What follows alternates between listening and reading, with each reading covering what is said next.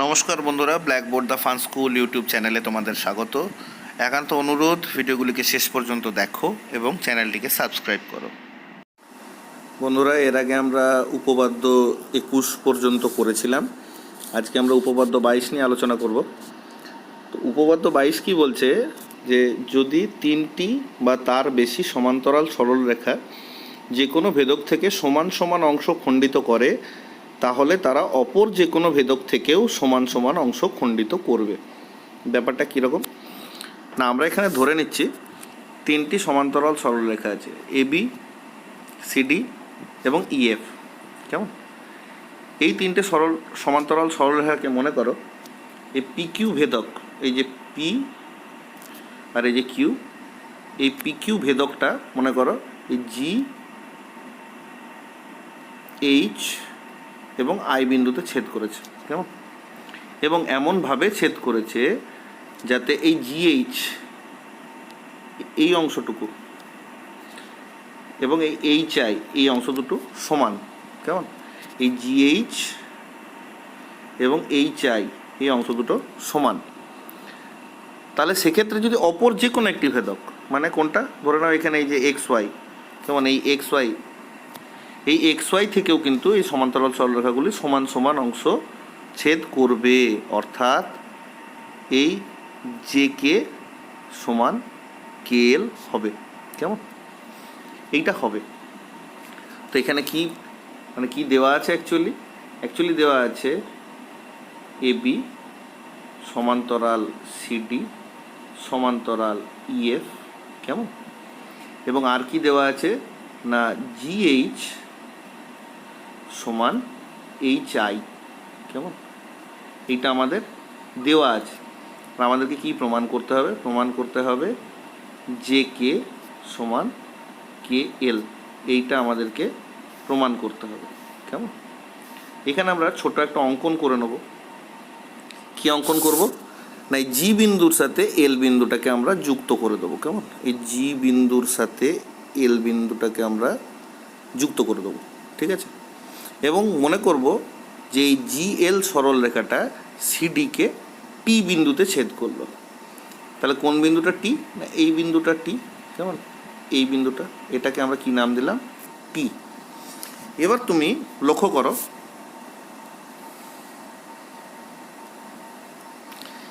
এই যে G I L, এই ত্রিভুজটা জি আই এল, এই যে ত্রিভুজটা তৈরি হচ্ছে, এই ত্রিভুজটার দিকে লক্ষ্য করে দেখো, এই এইচ বিন্দুটা জিআই বাহুর মধ্যবিন্দু। তার কারণ কি না, এই যে বলা ছিল জিএইচ সমান এইচ আই, তো জিএইচ সমান যদি এইচ আই হয়, তাহলে এইচটা কি না, জিআই বাহুর মধ্যবিন্দু। ঠিক আছে?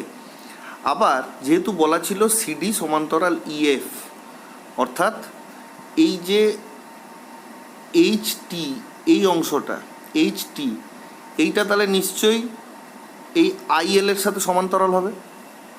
বোঝার চেষ্টা করো, এইচ টি এইটা আইএল এর সাথে সমান্তরাল। তার কারণ কি না, যেহেতু সিডি সমান্তরাল ইএফ, এইচ টি এই সিডিরই একটা অংশ, আবার আইএল ইএফেরই একটা অংশ। তাহলে এখানে বেসিক্যালি আমরা কি করছি না, এই যে ত্রিভুজ জি আই এল, তার জিআই বাহুর মধ্যবিন্দু এইচ থেকে তৃতীয় বাহু আইএল এর সমান্তরাল করে একটা সরলরেখা টানছি, যা দ্বিতীয় বাহু জিএলকে টি বিন্দুতে ছেদ করছে। কেমন? তাহলে উপপাদ্য 21 অনুযায়ী আমরা কি বলতে পারি না, এই টি বিন্দুটা জিএল এর মধ্যবিন্দু। তাহলে আমরা কি পেলাম না, টি সমান জিএল এর মধ্যবিন্দু। এইটা আমরা পেলাম কিভাবে না, 21 নম্বর উপপাদ্য প্রয়োগ করে, তাই তো? এরপর দেখো আমরা এইটার থেকে আবার কি পেতে পারি। এখন আমরা কোন ত্রিভুজটার কথা ভাববো, এবার আমরা ত্রিভুজ জি এল জে, এই ত্রিভুজটার কথা ভাববো। কোনটা জি এল জে? দেখো আমি তোমাদের দেখাচ্ছি, এই জি এল জে, এই ত্রিভুজটা। কেমন? জি এল জে, এই ত্রিভুজটার কথা ভাবো। এই ত্রিভুজটার এই জিএল বাহুর মধ্যবিন্দু টি। কিভাবে না, আমরা আগে এটা পেয়েছি, জিএল বাহুর মধ্যবিন্দু টি। আবার এই টিকে, টিকে কোন অংশটা লক্ষ্য করে দেখো, টিকে এই অংশটা, এই অংশটা এই জিজের সাথে সমান্তরাল। তার কারণ কি না, টিকে সিডির অংশ, জি জে এবির অংশ, সিডি আর এবি সমান্তরাল ছিল, তাহলে নিশ্চয়ই টিকে আর জি জে সমান্তরাল। তাহলে এই যে ত্রিভুজ, কোন ত্রিভুজ, ত্রিভুজ জি জে এল থেকে আমরা কি পাচ্ছি দেখো, এই টি বিন্দুটা হচ্ছে জিএল বাহুর মধ্যবিন্দু। তাহলে ত্রিভুজের একটি বাহুর মধ্যবিন্দু থেকে তৃতীয় একটি বাহুর সমান্তরাল করে আমরা সরলরেখা আঁকছি, যা দ্বিতীয় বাহুকে কোন বিন্দুতে ছেদ করছে না, কে বিন্দুতে ছেদ করছে। তাহলে আবার উপপাদ্য 21 ব্যবহার করে আমরা কি বলতে পারি, যে এই কেটা নিশ্চয়ই এই জে এল বাহুর মধ্যবিন্দু। তাহলে কে যদি জে এল বাহুর মধ্যবিন্দু হয়, তাহলে কি হয়, সেখান থেকে কি বলা যায়, সেখান থেকে বলা যায় জে কে সমান কে এল। এটাই আমাদের প্রমাণ করতে হতো দেখো, কারণ আমরা কি প্রমাণ করতে চাইছিলাম, যে এই তিনটে সমান্তরাল সরলরেখা অপর একটি ছেদক, অর্থাৎ এই এক্স ওয়াই থেকে সমান দুটি অংশ ছেদ করবে, অর্থাৎ এই জে কে সমান কে এল হবে। এইটা আমরা প্রমাণ করতে চেয়েছিলাম, এইটা আমাদের প্রমাণ হয়ে গেল। তাহলে তোমরা উপপাদ্য 22টা বুঝতে পারলে। এরপর আমরা কোষে দেখি 9 থেকে কতগুলো সমস্যা করার চেষ্টা করব, সমস্যা সমাধান করার চেষ্টা করব, দেখা যাক আমরা পারছি কি না। কেমন? এরপর আমরা কোষে দেখি 9-এর 1-এর সমস্যাটা সমাধান করার চেষ্টা করে দেখি। আমরা 1-এরটা করব। কেমন? 1-এ কি বলছে, যে এবিসি ত্রিভুজের বিসি বাহুর মধ্যবিন্দু ডি। আমরা ধরে নিলাম এইটা আমাদের এবিসি ত্রিভুজ। কেমন? এই হচ্ছে আমার এবিসি ত্রিভুজ। এই এবিসি ত্রিভুজের বিসি বাহুর মধ্যবিন্দু ডি, অর্থাৎ এই বিসি বাহুর এই মধ্যবিন্দু হচ্ছে ডি। কেমন? এবার ডি বিন্দু দিয়ে সিএ ও বিএ বাহুর সমান্তরাল সরল রেখাংশ বিএ এবং সিএ বাহুকে ই ও বিন্দুতে ছেদ করে। তাহলে প্রথম কি, ডি বিন্দু দিয়ে সিএ বাহুর সমান্তরাল, ডি বিন্দু দিয়ে সিএ বাহুর সমান্তরাল আঁকলাম। আঁকি, দেখি কি হচ্ছে। এই সিএ বাহুর সমান্তরাল আঁকলাম। কেমন? যা এবি বাহুকে কোথায় ছেদ করছে, ই বিন্দুতে। তাহলে এই বিন্দুটা আমাদের কি, এটা আমার ই বিন্দু। আর কি আঁকলাম, ডি বিন্দু দিয়েই বিএ বাহুর সমান্তরাল আরেকটা সরলরেখা আঁকবো। আঁকি, বিএ বাহুর সমান্তরালটা সরলরেখা আঁকলাম। সেটা কি বলেছে, যে সেটা সিএ বাহুকে কিসে ছেদ করেছে, এফ বিন্দুতে। তাহলে আমার এই বিন্দুটা এফ। আমাকে এখন প্রমাণ করতে হবে যে ইএফ সমান হাফ বিসি। কোনটা না, এই ইএফ, ই আর এফ যুক্ত করে দিই, ইএফ সমান হাফ বিসি আমাকে প্রমাণ করতে হবে। কেমন? তো প্রথম কি বলা আছে দেখো, বলা আছে এই বিসি বাহুর মধ্যবিন্দু হচ্ছে ডি। এই বিসি বাহুর মধ্যবিন্দু হচ্ছে ডি। আমি কি করেছি না, ডি থেকে এই এসি বাহুর সমান্তরাল করে ডিই এঁকেছি। তাহলে আমি কি করলাম না, এই ত্রিভুজটার একটি বাহুর মধ্যবিন্দু থেকে অপর একটি বাহুর সমান্তরাল করে এই সরল রেখাংশটা এঁকেছি। তাহলে তা অন্য বাহুটাকে কোথায় ছেদ করবে না, মধ্যবিন্দুতে ছেদ করবে। এটা আমরা কোথা থেকে জানি না, আমরা উপপাদ্য 21 থেকে জানি, আমরা উপপাদ্য 21 থেকে জানি। তাহলে এখানে উপপাদ্য 21 প্রয়োগ করে আমরা কি পাচ্ছি না, এই ই বিন্দুটা এবি বাহুর মধ্যবিন্দু। কেমন? তাহলে আমি কি পেলাম না, যেহেতু ডি হচ্ছে বিসির মধ্যবিন্দু, কেমন, এবং যেহেতু ডিই সমান্তরাল সিএ, কেমন, অতএব আমি সেখান থেকে কি পাচ্ছি না, পাচ্ছি ই হচ্ছে এবির মধ্যবিন্দু। বুঝতে পারলে কিভাবে পেলাম না, উপপাদ্য 21 প্রয়োগ করে। আবার দেখো, এই ডি বিন্দু থেকেই আমরা এই এবি বাহুর সমান্তরাল করে কি এঁকেছিলাম না, এই ডিএফ। তাহলে একই রকমভাবে আবার যদি এই উপপাদ্য 21 প্রয়োগ করি কি পাবো না এই বাহুটার মধ্যবিন্দু থেকে অপর একটি বাহুর সমান্তরাল করে একটি সরলরেখা আঁকছি, তাহলে তা অন্য বাহুটাকে কোথায় ছেদ করবে? না মধ্যবিন্দুতে ছেদ করবে। তাহলে এফটা কি? এফটা হচ্ছে এই এসি বাহুর মধ্যবিন্দু। তাহলে একই রকমভাবে কি বলা যায়? না এফ হচ্ছে এসির মধ্যবিন্দু। তাহলে আমরা এখান থেকে বেসিক্যালি কি পেলাম? আমরা পেলাম যে এই ই হচ্ছে এবির মধ্যবিন্দু, এফ হচ্ছে এসির মধ্যবিন্দু। তাহলে এখন দেখো উপপাদ্য 20 আমাদেরকে কি বলেছিল? যে কোনো ত্রিভুজের দুটি বাহুর মধ্যবিন্দুকে যোগ করলে সেই সংযোজক সরলরেখাটা তৃতীয় বাহুর সমান্তরাল হবে এবং তৃতীয় বাহুর অর্ধেক হবে। তাহলে এখানে ইটা কি? এবির মধ্যবিন্দু। এফটা কি? এসির মধ্যবিন্দু। তাহলে এই দুটো মধ্যবিন্দুর সংযোজক সরলরেখা ইএফ সে কি হবে? না তৃতীয় বাহুর সমান্তরাল হবে, অর্থাৎ এই বিসির সমান্তরাল হবে। আর কি হবে? না বিসির অর্ধেক হবে। তাহলে আমরা এই দুটো জিনিসকে কাজে লাগিয়ে সেখান থেকে উপপাদ্য 20 প্রয়োগ করে কি পাচ্ছি? না ইএফ সমান হাফ অফ বিসি। কেমন বুঝতে পারলে? বেশ, আমরা পরেরটা করার চেষ্টা করি। এরপর আমরা 2 প্রবলেমটা করি। সেখানে কি বলেছে? যে ডি ও ই বিন্দুদ্বয় যথাক্রমে এবিসি ত্রিভুজের এবি ও এসি বাহুর উপর এমনভাবে অবস্থিত যে এডি সমান 1/4 4/1 অফ এবি এবং এই সমান 1/4 মানে এসির 1/4 অংশ। তাহলে আমরা আগে প্রথমে এবিসি ত্রিভুজটা এঁকে নিই। যে ধরে নিচ্ছি এইটা আমাদের সেই এবিসি ত্রিভুজ। এবিসি ত্রিভুজের কি না এবি এবং এসি বাহুর উপর ডি ও ই বিন্দু। তাহলে এবি বাহুর উপর কে আছে? ডি বিন্দু। কেমনভাবে? না এডি অর্থাৎ এই অংশটা এবির 1/4 অংশ, এই গোটা বাহুর 1/4 অংশ এডি। কেমন? এইটা আমার ডি বিন্দু, ঠিক আছে। একই রকমভাবে এ ই, এইটা আমার ই বিন্দু। কেমন? এইটা আমার ই। এই ই হচ্ছে কে? এই কতটা? না এই গোটা এসি বাহুর 1/4 অংশ, ঠিক আছে। এরপর আমাকে কিছু একটা প্রমাণ করতে হবে। কি প্রমাণ করতে হবে? বলেছে যে আমাকে প্রমাণ করতে হবে যে এই ডিই অর্থাৎ এই সংযোজক সরলরেখাটা ডি ও ই বিন্দুর সংযোজক সরলরেখা সে এই বিসি বাহুর সাথে সমান্তরাল এবং বিসি বাহুর 1/4, ঠিক আছে।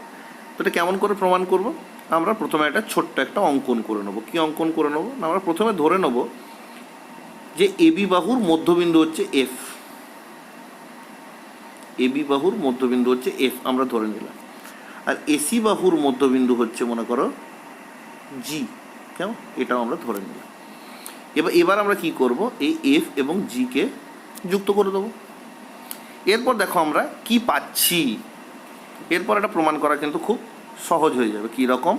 না আমরা প্রথমে ত্রিভুজ এ এফ জিটা দেখি। ত্রিভুজ এ এফ জি, এই ত্রিভুজটার কথা কল্পনা করো। দেখো আমরা কি বলেছিলাম? না এই ডিটা হচ্ছে এবির উপর এমন একটা বিন্দু যাতে এডি সমান 1/4 অফ এবি, অর্থাৎ এবির 4/1 তাহলে এই এডিটা যদি 4/1 হয় এবির, এবং এফ মধ্যবিন্দু বলে এ এফটা এবির অর্ধেক, তাহলে এ এফ হচ্ছে এবির অর্ধেক, এডি হচ্ছে এবির 4/1, তাহলে এই ডি বিন্দুটা কি? ডি বিন্দুটা এ এফ এর মধ্যবিন্দু। বুঝতে পারলে? ডি বিন্দুটা এ এফ এর মধ্যবিন্দু, ঠিক আছে। একই রকমভাবে এই এ ছিল এসির 4/1, জি হচ্ছে এসির মধ্যবিন্দু, অর্থাৎ এই এ জিটা হচ্ছে এসির অর্ধেক। তাহলে এই ই বিন্দুটা কি? ই বিন্দুটা এজির মধ্যবিন্দু। তাহলে ই বিন্দু হচ্ছে এজির মধ্যবিন্দু। তাহলে তুমি এখন ত্রিভুজ এ এফ জি থেকে কি বলতে পারো? দেখো এ এফ জিতে কী হয়েছে? এ এফ জিতে উপপাদ্য 20 প্রয়োগ করে দেখো। না এএফজির দুটো বাহুর মধ্যবিন্দুর সংযোজক সরলরেখা এই ডিটা সে কি হবে এফজির সাথে সমান্তরাল হবে এবং এফজির সাথে অর্ধেক হবে। তাহলে আমরা এখানে উপপাদ্য 20 প্রয়োগ করে কি পেলাম না ডিই সমান্তরাল এফজি এবং D E is half of F G পেলাম তো। আচ্ছা, এরপর আমরা এই বড় ত্রিভুজটার কথা ভাবি। কোন বড় ত্রিভুজ না যেটা আমার এই এবিসি ছিল, এই যে এবিসি ত্রিভুজ নিয়ে এখন ভাবো। এবিসি ত্রিভুজের এবি বাহুর মধ্যবিন্দুকে এফ, এসি বাহুর মধ্যবিন্দুকে জি। তাহলে এখানে যদি আবার আমি 20 নম্বর উপপাদ্য প্রয়োগ করি যে দুটি বাহুর মধ্যবিন্দুর সংযোজক সরলরেখা এফ জি সে কি হবে, সে এই বিসির সাথে সমান্তরাল হবে এবং বিসির অর্ধেক হবে। তাহলে আমি ত্রিভুজ এবিসি থেকে কি পাচ্ছি না এফ জি সমান্তরাল বিসি আর এফ জি সমান হাফ অফ বিসি পেলাম তো। এরপর তুমি এই দুটোকে নিয়ে ভাবো, ডিইটা এফজির সাথে সমান্তরাল আবার এফজিটা বিসির সাথে সমান্তরাল। তাহলে কি এর থেকে আমরা কি বুঝতে পারছি না এই ডিটা নিশ্চয়ই বিসির সাথে সমান্তরাল হবে, কারণ ডিই যদি এফজির সাথে সমান্তরাল হয় আর এফজি যদি আবার বিসির সাথে সমান্তরাল হয় তাহলে ডিই এফজি বিসি পরস্পর সমান্তরাল, অর্থাৎ ডিই এবং বিসি পরস্পর সমান্তরাল হবে, তাই তো। তাহলে আমরা এই দুটোকে কাজে লাগিয়ে কি বলতে পারি, এখান থেকে বলতে পারি যে ডিই সমান্তরাল বিসি। দেখো আমার প্রথম জিনিসটা প্রমাণ হয়ে গেল। দ্বিতীয় জিনিস আমরা এখানে কি পেয়েছি, এফজি সমান হাফ অফ বিসি। আমি এই এফজির মানটা যদি এইখানে যদি বসিয়ে দিই এফজির জায়গায় তাহলে আমি কি হবে না হাফ তো আমার আগে থেকেই ছিল, এই হাফটা আমি এফজির জায়গায় কি বসাচ্ছি আবার ইন্টু হাফ অফ বিসি। তাহলে আমার এটা কত দাঁড়াবে 1/4 বিসি। তাহলে আমি এখান থেকে কি পেলাম, আমি এখান থেকে পেলাম ডিই সমান 1/4 বিসি। এটাও আমাকে প্রমাণ করতে বলেছিল, আমার প্রমাণিত হয়ে গেল। কেমন বুঝতে পারলে? এরপর আমরা 3 সমস্যাটা করব। এখানে কি বলেছে যে এক্স ও জেড যথাক্রমে পিকিউআর ত্রিভুজের কিউআর ও কিউপি বাহুর মধ্যবিন্দু। তা আগে আমরা পিকিউআর ত্রিভুজটা এঁকে নিই। তো আমরা মনে করছি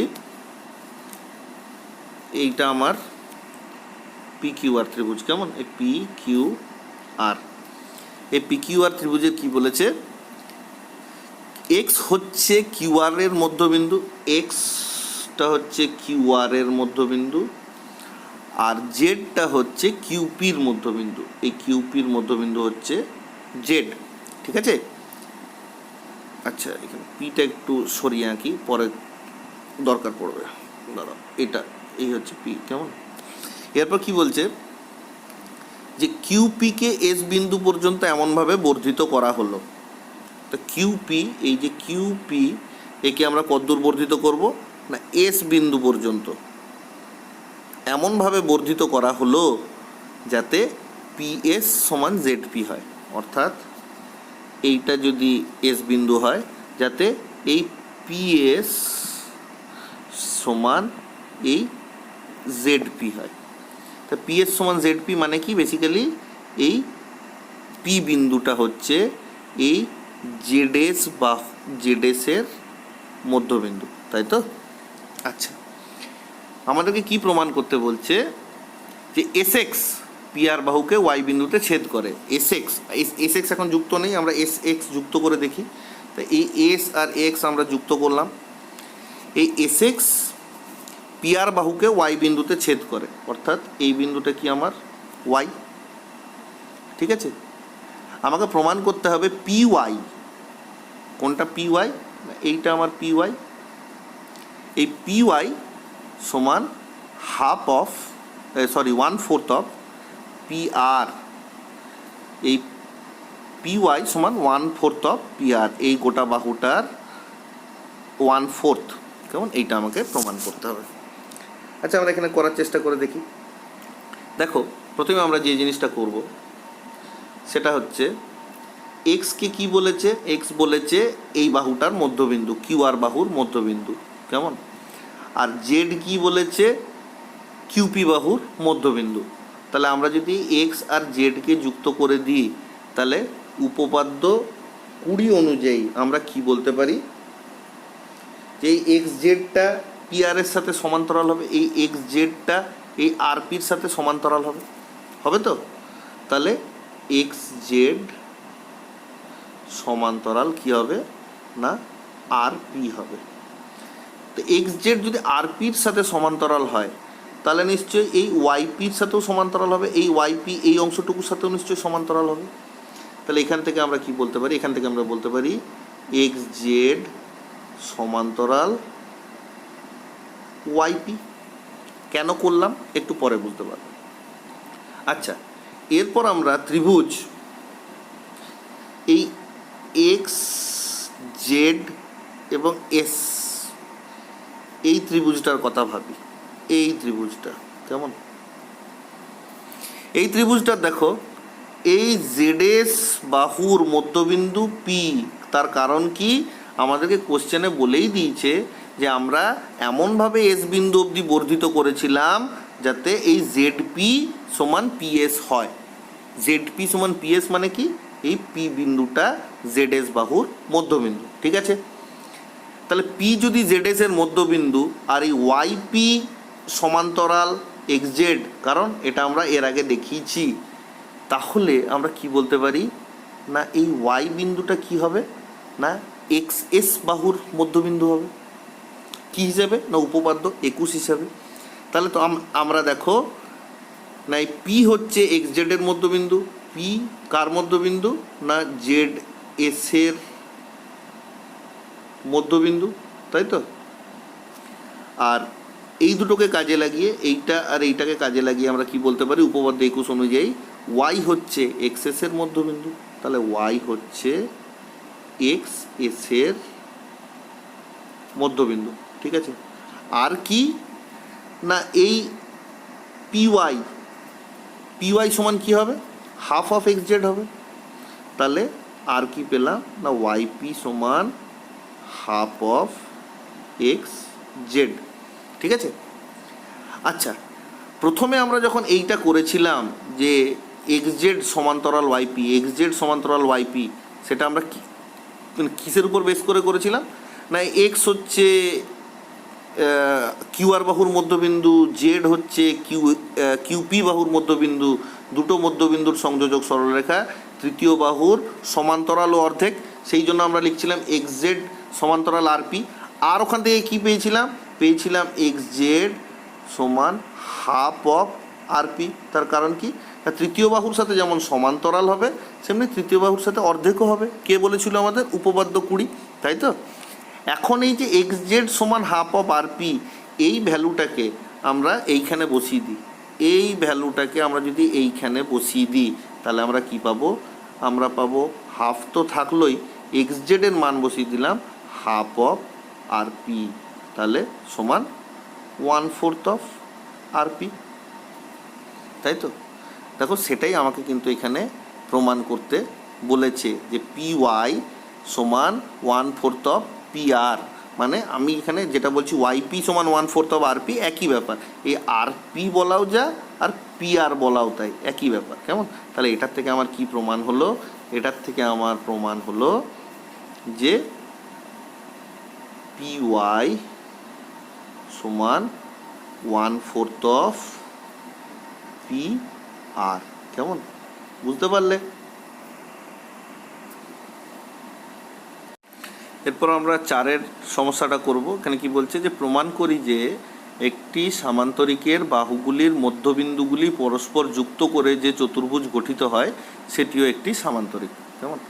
আমরা এখানে একটা সামান্তরিক ধরে নেব, কি না এবিসিডি একটা সামান্তরিক মনে করি। এই যে এ বি সি ডি একটা সামান্তরিক ধরে নিলাম। কি বলেছে, এই সামান্তরিকের বাহুগুলির মধ্যবিন্দুগুলিকে যুক্ত করলে, তাহলে আমরা মধ্যবিন্দুগুলি কল্পনা করি। আগে এবি বাহুর মধ্যবিন্দু আমরা ই ধরলাম, বিসি বাহুর মধ্যবিন্দু আমরা এফ ধরলাম, ডিসি বাহুর মধ্যবিন্দু আমরা জি ধরলাম এবং ডিএ বাহুর মধ্যবিন্দু আমরা এইচ ধরলাম। কেমন? এখন আমাকে কি বলেছে, এই মধ্যবিন্দুগুলিকে সংযুক্ত করলে যে চতুর্ভুজটি দাঁড়ায় সেটা একটি সামান্তরিক। তো আমরা সংযুক্ত করে দেখি কোন চতুর্ভুজ দাঁড়াচ্ছে। এই মধ্যবিন্দুগুলিকে সংযুক্ত করলাম। আমাকে তাহলে কি প্রমাণ করতে হবে না, এই ইএফজিএইচ যে চতুর্ভুজটা দাঁড়িয়েছে সেটি একটি সামান্তরিক। কেমন? দেখো এখানে একটু বোঝার চেষ্টা করো।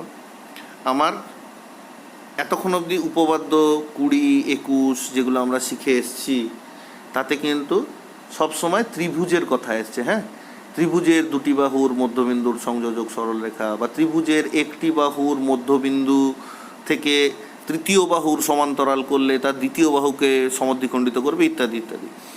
এখানে কিন্তু কোনো ত্রিভুজ নেই, কিন্তু বলা আছে এই এইচটা হচ্ছে ডি এর মধ্যবিন্দু, জিটা হচ্ছে ডিসির মধ্যবিন্দু।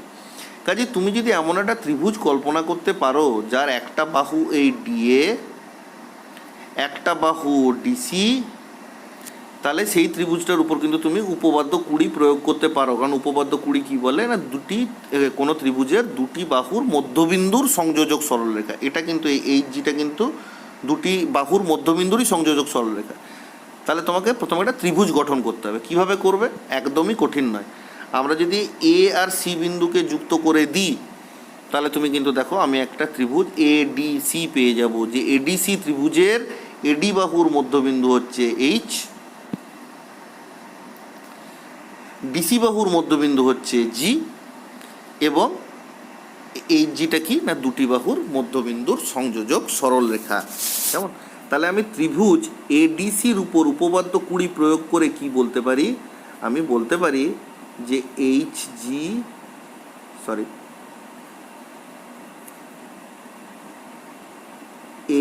জি সমান্তরাল এসি এবং এইচ জি সমান হাফ অফ এসি। পারি তো?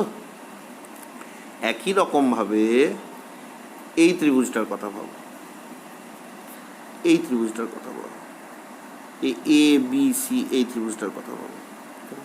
এই ত্রিভুজটারও দেখো এ বি বাহুর মধ্যবিন্দু ই, বিসি বাহুর মধ্যবিন্দু এফ, এবং এই ইএফটা কি? ইএফটা একটি ত্রিভুজের দুটি বাহুর মধ্যবিন্দুর সংযোজক সরলরেখা। তাহলে আবার উপপাদ্য 20 প্রয়োগ করে কি বলা যায়, যে এই ইএফটা এই এসির সাথে সমান্তরাল এবং এসির অর্ধেক। তাহলে আমি কি পাচ্ছি, যে ইএফ সমান্তরাল এসি আর ইএফ সমান হাফ অফ এসি। কেমন? এখন এই দুটোকে তুলনা করো। দেখো এইচ জি এসির সাথে সমান্তরাল, আবার ইএফও এসির সাথে সমান্তরাল। তাহলে এইচ জি আর ইএফ কি? তাহলে এইচ জি আর ইএফ পরস্পর সমান্তরাল হবে। তাহলে আমি এই দুটোকে তুলনা করে কি পাচ্ছি না, এইচ জি সমান্তরাল ইএফ। কেমন? এবার এই দুটোকে তুলনা করো। এইচ জি হাফ এসির সাথে সমান, আবার ইএফও হাফ এসির সাথে সমান। অর্থাৎ কি বলতে পারি না, এইচ জি সমান ইএফ। তাহলে এখন এই যে চতুর্ভুজটা আমার ইএফজিএইচ, এই চতুর্ভুজটা ইএফজিএইচ, এই চতুর্ভুজের দেখো এক জোড়া বিপরীত বাহু কোনটা কোনটা? এই এইচ জি আর ইএফ পরস্পর কি সমান এবং সমান্তরাল। এই চতুর্ভুজটার এক জোড়া বিপরীত বাহু পরস্পর সমান এবং সমান্তরাল। তাহলে কোনো চতুর্ভুজের এক জোড়া বিপরীত বাহু যদি সমান এবং সমান্তরাল হয় তাকে আমরা কি বলতে পারি? সেটি তাহলে কি হবে? একটি সামান্তরিক। কেমন? তাহলে আমার ইএফজিএইচ এই চতুর্ভুজটা কি হলো? এই চতুর্ভুজটা হয়ে গেল একটা সামান্তরিক। কেমন? বুঝতে পেরেছো?